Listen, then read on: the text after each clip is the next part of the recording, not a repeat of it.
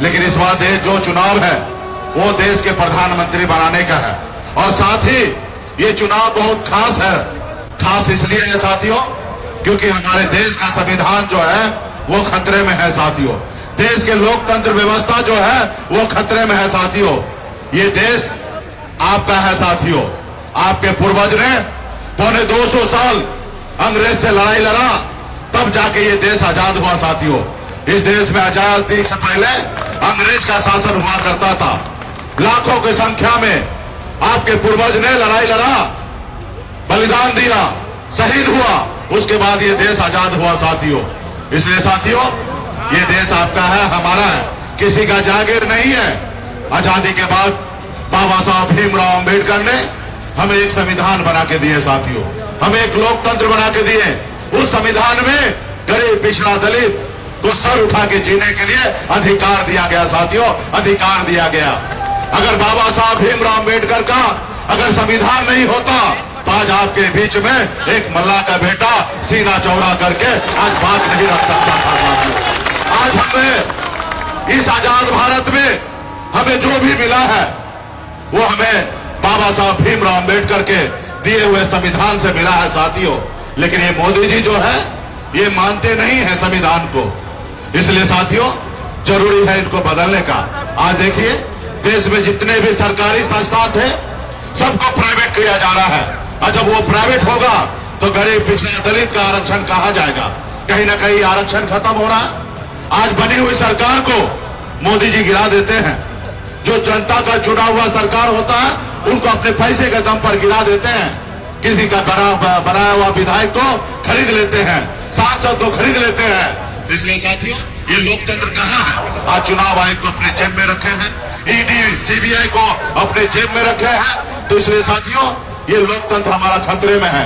तो इसलिए साथियों आपको हमको लड़ाई लड़ने की आवश्यकता है।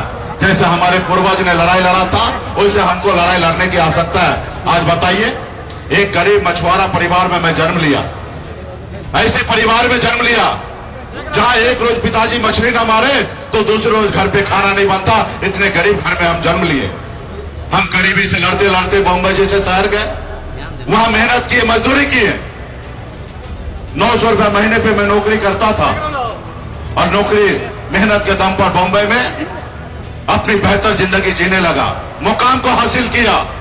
फिर मैं मुड़ कर देखा तो मैं तो काफी आगे निकल गया हूं, लेकिन हमारा समाज बहुत पीछे रह गया है। लोग चांद पे घर बनाने के लिए सोच रहा है, लेकिन आज भी बिन बेलदार नोनिया मला चाहे तिहरबन पर इन निषाद का, अति पिछड़ा का, दलित भाई के लिए इस धरती पर रहने के लिए घर नहीं है। फिर मैंने बॉम्बे के ऐशोआराम जिंदगी को छोड़कर पिछले 10 सालों से मैं संघर्ष कर रहा हूं, अपने समाज के हक अधिकार के लिए लड़ाई लड़ रहा हूं। आज बताइए क्या मैं गुनाह कर रहा हूं? अपने गरीब लोगों के लिए लड़ाई लड़ना क्या देश में कोई गुनाह है? अब बताइए 2020 में संघर्ष करते करते हमने 4 विधायक बनाया। बिहार में बताया कि मल्ला का बेटा सिर्फ मछली नहीं मारता है, एक विधायक और सांसद भी बना सकता है। ये बिहार को हमने बताया। हमारे 4 विधायक बना, हमारे सहयोग से सरकार बना। अगर हम समर्थन नीतीश जी को नहीं देते तो बिहार में सरकार नीतीश जी का नहीं बनता। यूं कह दीजिए एक मल्ला का बेटा के समर्थन से बिहार में सरकार बना। हमने उनको मुख्यमंत्री बनाया, हम मंत्री बने, अपने समाज का हक अधिकार के लिए लड़ाई लड़ रहे थे। लेकिन उनको अच्छा नहीं लगा। वो देखा जिस समाज को, जिसको वर्षों से हम अपने पैर तले दबा के रखे हैं, आज उसका बेटा खड़ा हो गया। इनको रोको, अगर नहीं रोकोगे तो बिहार में अति पिछड़ा 36% है, बहुत आगे निकल जाएगा। इसको रोको। और उन्होंने एक साजिश के तहत हमारे विधायक को खरीद लिया। जो सरकार हमने बनाया था वो सरकार से हमें बाहर कर दिया। इसलिए क्योंकि हम गरीब मजदूर का बेटा एक दलित समाज से आते, पिछड़ा समाज से आते। तो इसलिए साथियों ये मोदी जी है, ये गरीब को देखना नहीं चाह रहे, पिछड़ा दलित को हक अधिकार देना नहीं चाहते हैं। ये बड़े लोगों का सरकार है, अडानी अंबानी का सरकार है, ये गरीब का सरकार नहीं है साथियों। आपने सुना 2014 में मोदी जी आए, आपसे क्या वादा किया था कि हम आपके अच्छे दिन लाएंगे, हर युवा को हर साल 2 करोड़ नौकरी देंगे। क्या नौकरी मिला? क्या आपके अच्छे दिन आए? उन्होंने कहा कि देश में किसान आत्महत्या कर रहा है, हम सरकार में आएंगे, हर किसान को आमदनी दुगुना करेंगे। क्या हुआ? उन्होंने कहा हर गरीब को पक्का मकान बना के देंगे, हुआ? नहीं हुआ। तो इसलिए साथियों, आज क्या कह रहे हैं मोदी जी? हिंदू, मुसलमान, मंदिर, मस्जिद, सनातन। अरे भाई बताइए, आप देश के प्रधानमंत्री हैं, 140 करोड़ देश के माए बाप हैं, और आप ऐसी शब्द की इस्तेमाल कर रहे हैं। मोदी जी, मैं आपसे हाथ जोड़ के कहता हूं कि कृपया करके 2014 में आपने जो भाषण दिया वही भाषण देश में दीजिए, जनता के बीच में, और तब जनता का आवाज सुनिए कि जनता क्या कह रहे हैं। जो आपने भाषण दिया था वो भाषण दीजिए। लेकिन 10 साल हो गया, आप कुछ नहीं किए हैं, और फिर भी आपको देश में मौका चाहिए। साथियों, हमारा बाबा साहब भीमराव अंबेडकर ने संविधान बनाने के समय में बहुत सोच समझकर नेता को सिर्फ 5 साल का समय दिया। आप सरकारी नौकरी में जाइएगा, 58 साल 60 साल तक आप नौकरी में फिक्स हो जाइएगा, लेकिन नेता के लिए 5 साल रखा गया। क्यों? क्योंकि उनको पता था कि नेता झूठ बोलेंगे, और जब नेता झूठ बोलेंगे तो जनता मालिक होगा और जनता हिसाब किताब लेगा। साथियों, आज नेता मालिक नहीं है, जनता मालिक है। साथियों, नेता सेवक होता है, जनता मालिक होता है। तो आप सभी जनता हैं। इस देश में 3 तरह के लोग होते हैं। एक वो अडानी अंबानी, जिसको आपसे कोई फिक्र नहीं है, आप मर रहे, खा रहे, पी रहे, जिंदगी जी रहे या नहीं जी रहे, उनको उससे कोई लेना देना नहीं है, वो बड़े लोग होते हैं। एक वो लोग होते हैं जो रात में क्या खाएंगे, कल क्या खाएंगे, उसके लिए फिक्र लगा रहता है, उसके लिए वो परेशान रहते हैं। और तीसरा आप जैसे लोग होते हैं जो नेता को सुनने के लिए आते हैं, क्योंकि आपके पास अच्छा बुद्धि विवेक है, आप चाहते हैं कि हमारा देश आगे बढ़े, आप क्या अपने बच्चे आगे बढ़े, ये सोचते हैं। तो आप सोचिए कि 10 साल में जो हमारे देश के प्रधानमंत्री झूठ बोलकर सत्ता में रहे हैं, ईडी, सीबीआई सबको अपने जेब में रखते, क्या काम किए नहीं किए, इसका हिसाब आपको लेना है। साथियों, अगर वो अच्छे काम किए हैं तो आपको सोचना चाहिए।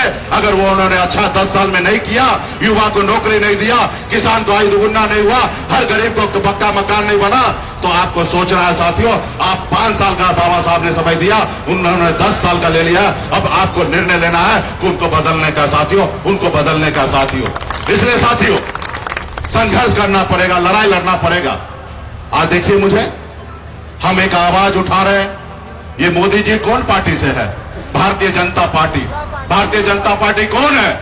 यही भारतीय जनता पार्टी है। जब मंडल बनाम कमंडल चालू किया था, हमारा ओबीसी का 27% आरक्षण को रोक के रखा गया था, साथियों वही मंडल वाले लोग हैं। ये आपके लिए सोचेंगे? ये आपके हाथ से गिलास पानी नहीं पिएंगे और ये आपके लिए संसद भवन में बात करेंगे? नहीं करेंगे साथियों, कभी नहीं करेंगे। ये सिर्फ आपको गुलाम बनाना चाहता है, आपको कभी नहीं चाहेगा कि आप मालिक बनिए। साथियों, इसलिए साथियों, विचारधारा की लड़ाई है। हम लालू प्रसाद यादव जी की विचारधारा को मान रहे। आज देखिए, अभी अमित शाह जी आए थे, बिहार में झूठ बोल रहे थे, और हम हैं बिहारी, कोई हमारे राज्य में आके और हमें को सिखा के जाए, झूठ बोल के जाए, तो भला कैसे हम रुक जाएंगे? हमने उनको याद दिलाया कि गृह मंत्री जी, आप जो कह रहे हैं कि कांग्रेस पार्टी ने ओबीसी आरक्षण को रोक के रखा, आप थोड़ा इतिहास को पढ़ लीजिए। ओबीसी आरक्षण को कांग्रेस ने नहीं रोका। कांग्रेस ने ओबीसी का मंडल कमीशन का 40 सिफारिश में 2 सिफारिश अभी तक लागू हुआ, वो भी कांग्रेस ने किया। 27% आरक्षण हो या 27% वो एजुकेशन में आरक्षण हो, ये दोनों सिफारिश ने कांग्रेस पार्टी ने किया। ये बात सही है। 40 सिफारिश में से 38 सिफारिश नहीं की है, जिसके कारण आज सत्ता में नहीं है। लेकिन आप तो सत्ता में, पावर में हैं। 7 साल आप स्वर्गीय अटल बिहारी वाजपेयी जी सत्ता में थे, 10 साल से मोदी जी हैं। क्या आपके हाथ में मेहंदी लगा है? क्या आप ताली बजा रहे हैं? आपको करना चाहिए था, लेकिन आपने तो कुछ भी नहीं किया, और आप झूठ बोल रहे हैं कि अटल बिहारी हमारे कांग्रेस पार्टी रोक के रखा है। उनको बुरा लग गया। अब बुरा ऐसा लगा कि 2 घंटे में हमारा Y+ सुरक्षा लेके चला गया। अब बताइए, ये देश का लोकतंत्र व्यवस्था है? क्या संविधान को मानते हैं?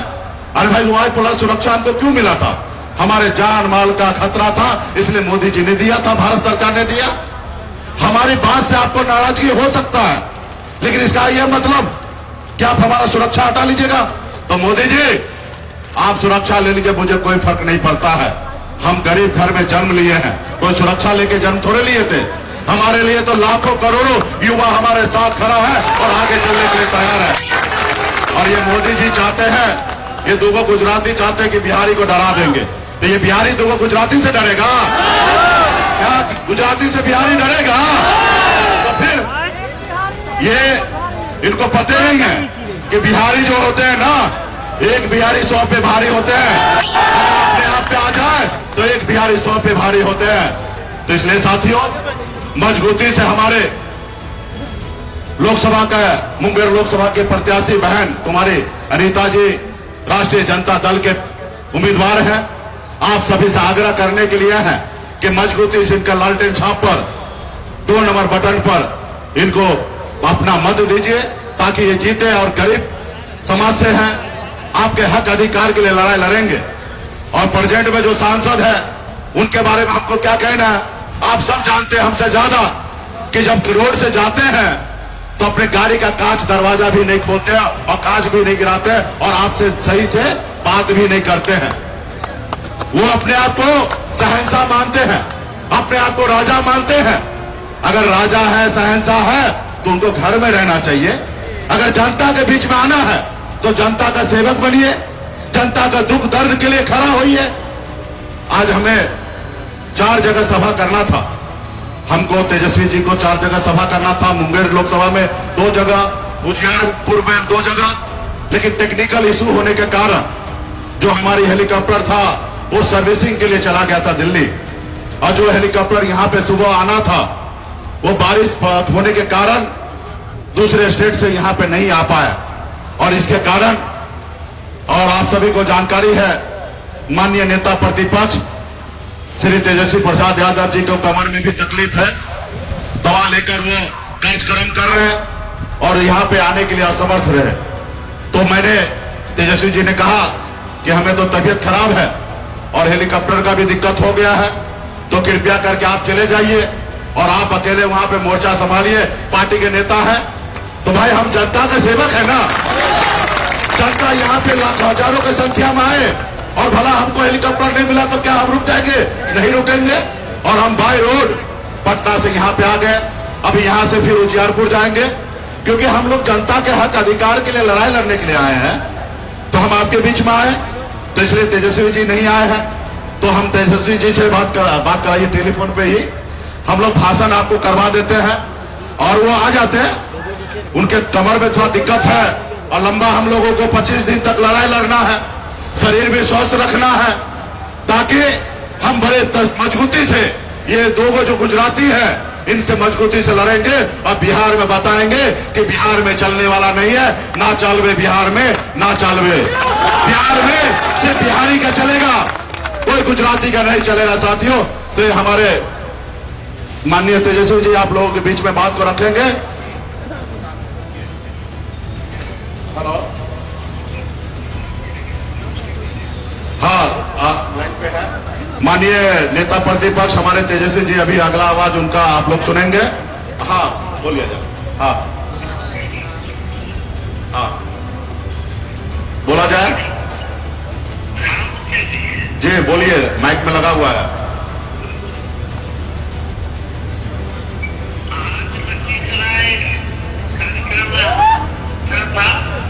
लेकिन हेलीकॉप्टर जो है खराब होने के कारण अब वहां नहीं आ पाए और लखीसराय की जनता ने हम फिर यहाँ करके 2-4 दिन में प्रोग्राम लगवा करके फिर आप लोगों के बीच आएंगे।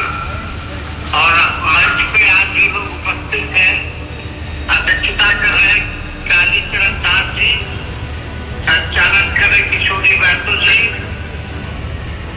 और सीपीएम के सचिव मोती साहू जी, प्रेम सागर यादव जी, कांग्रेस के जिलाध्यक्ष अमरेश कुमार जी, वीआईपी के जिलाध्यक्ष शकलदेव बिंद जी,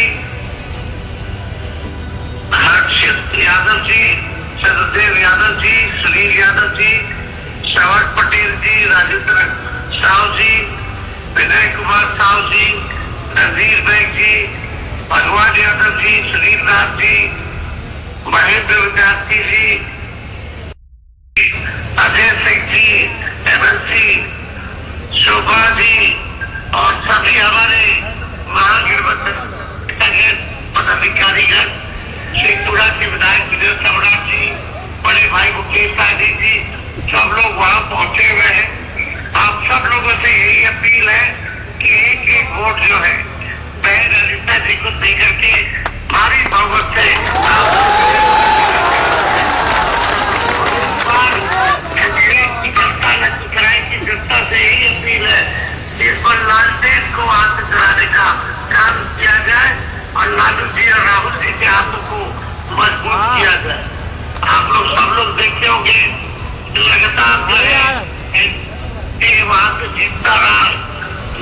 मुंगेर के लोगों को, लखीसराय के लोगों को कोई काम जो है नहीं हुआ। महंगाई, गरीबी, बेरोजगारी सबसे ज्यादा बढ़ चुकी है। आपने 17 महीने हम लोगों का काम भी देखा। 17 महीने में 5 लाख लोगों की सरकारी नौकरी दिलवाने का काम किया। 3 लाख नौकरी प्रक्रिया ठीक कराया। 60 करोड़ के मामले को हम लोगों ने सुगुटा किया। हम लोगों ने IT policy, sports policy, tourism policy बनाने का काम किया। 4.5 लाख बिजनेस शिक्षकों को राजकीय कर्मी का दर्जा हम लोगों ने देने का काम किया। 50 लाख करोड़ का निवेशकों से एग्रीमेंट साइन कराया ताकि वो बिहार में निवेश कर पाए। इसलिए काम आप लोग कर रहे थे, शासन ने पलट गया। क्या जो भी है, जहाँ भी रहे, स्वस्थ रहे। सम्मान पहले भी था, अभी भी करते हैं, लेकिन हमें खेद है कि आज आप लोगों के बीच नहीं आए। लेकिन आप प्यार, आप लोगों का आशीर्वाद, आप लोगों का समर्थन जो है, इसके लिए हम आप लोगों के बीच जरूर आएंगे। फिर से दोबारा प्रोग्राम बना करके, और यही अपील है कि अनीता जी को जो है भारी बहुमत